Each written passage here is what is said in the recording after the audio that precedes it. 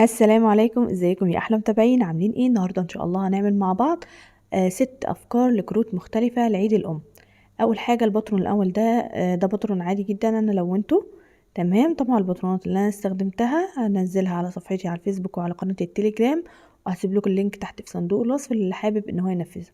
هبدا الون الشكل اللي عندي بالطريقه دي. ده الباترون انا حابه بقى اعمله في كارت، فهبدا اجيب ورقه ملونه واقصها كده، اظبطها على قد حجم الكارت اللي عندي، وانا حابه اخليه على شكل قلب، فهبدا ان انا اقصه كده. تمام، اهو يكون الكارت او الورقه الملونه مناسبه لحجم الباترون اللي عندي. ومن بره بقى هكتب كلمه مام بالقلم الرصاص الاول،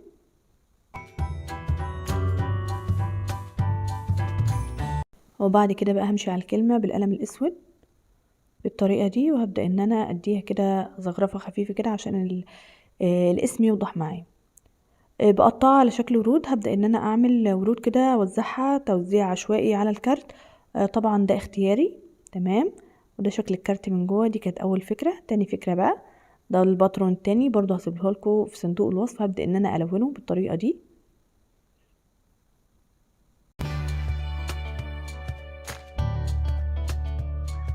انا هنا حبيت استخدم لونين، يعني نفس اللون بس بدرجتين مختلفتين، يعني عشان يديني شكل احلى. تمام، هبدأ ان انا اقصه بقى، وده كده شكل الكارت. من بره بقى هلزق كده ورقة بيضة عليها شكل قلب، وهقص بقى الزوايد لان الالوان كانت طابعة في الظهر. تمام، فانا حطيت الورقة البيضة دي علشان ما يكونش فيه اي حاجة من بره. وهكتب برضو كلمة مام بس بطريقة مختلفة، وهبدأ ان انا الونها بالشكل ده. هي كانت عايزة تبقى اكبر شوية بس تمام مفيش مشكلة. ده كده شكل الكارت من جوه، شكله حلو جدا.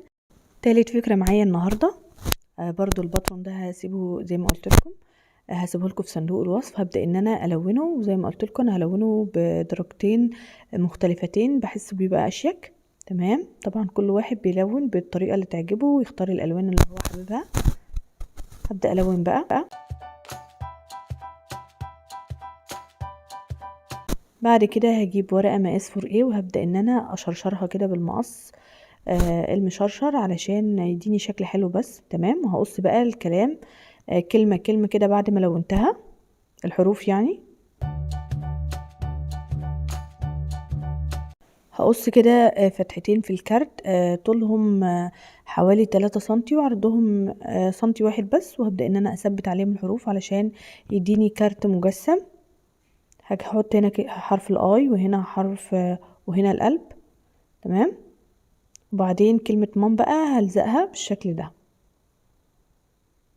هو كان باترون عادي خالص بس انا استغلته ان انا اعمله في كارت مجسم يعني. تمام، والحقيقة شكله طلع حلو جدا الحمد لله. بعد كده بقى هجيب ورقة برضو ملونة مقاس 4A، هتنيها بالشكل ده من المنتصف، وبعدين هبدأ بقى بالجلو واثبت عليها الورقة البيضة اللي انا عملتها.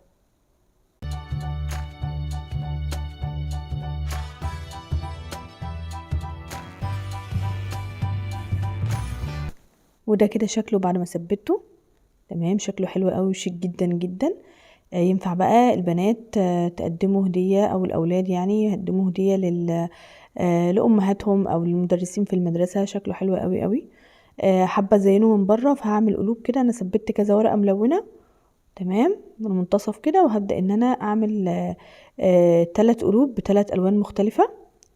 هبدأ بقى اثبتهم بالشكل ده. انا هثبتهم من المنتصف بس عشان يديني برضو القلوب تبقى كأنها مجسمة كده. تمام، مش لازقة في قلب الكارت بالظبط.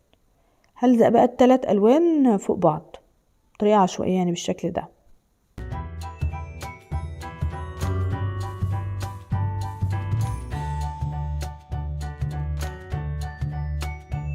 وطبعا زي ما قلت لكم كل واحد بيزين بالطريقه اللي هو حاببها، وهعمل كده بالقلم الاسود زي ما يكون نازلين من حبال. وده كده شكله النهائي، اتمنى يكون عجبكم.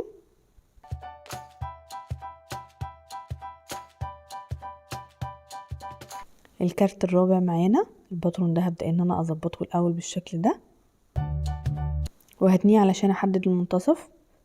تمام، بعد كده بقى هلون القلب بالشكل ده.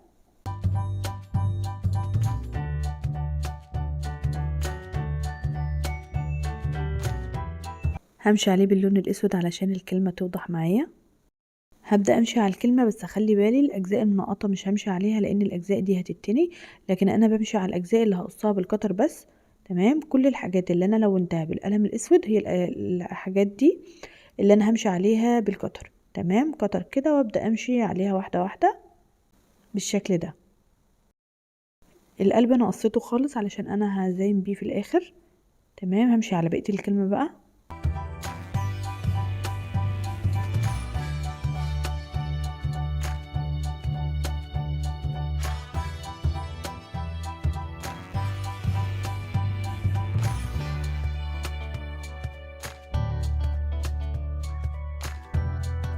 بعد كده بقى هبدأ اتني الحاجات اللي منقطة في الكارت، هبدأ ان انا اتنيها علشان يديني الشكل المجسم في النهاية.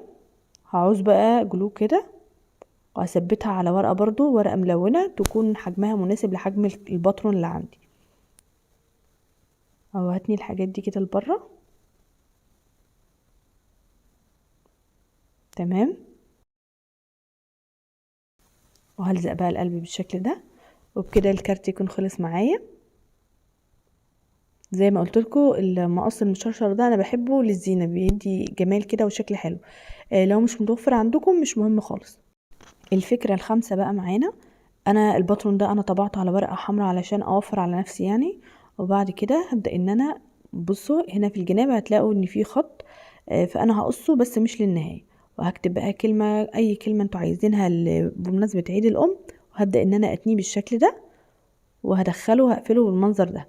شكله سهل جدا جدا وشكله حلو قوي وطريقته سهله جدا وبسيط، ما خدش مني وقت فعلا يعني.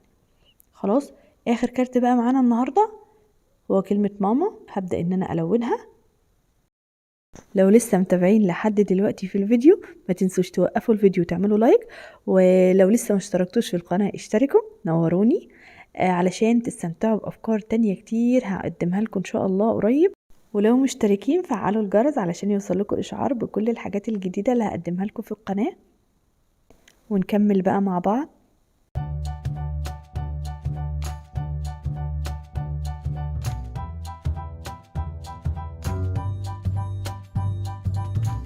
تمام. دي ورقة بيضة وانا تانياها نصين. هبدأ ان انا اقصها بالشكل ده.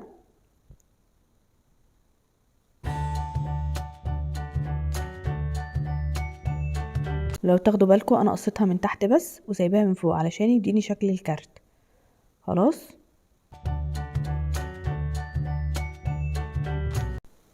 بس كده، ونفتحها ونكتب الكلام اللي احنا عايزينه، وبكده بقى عندنا كارت شكله حلو قوي وكيوت خالص.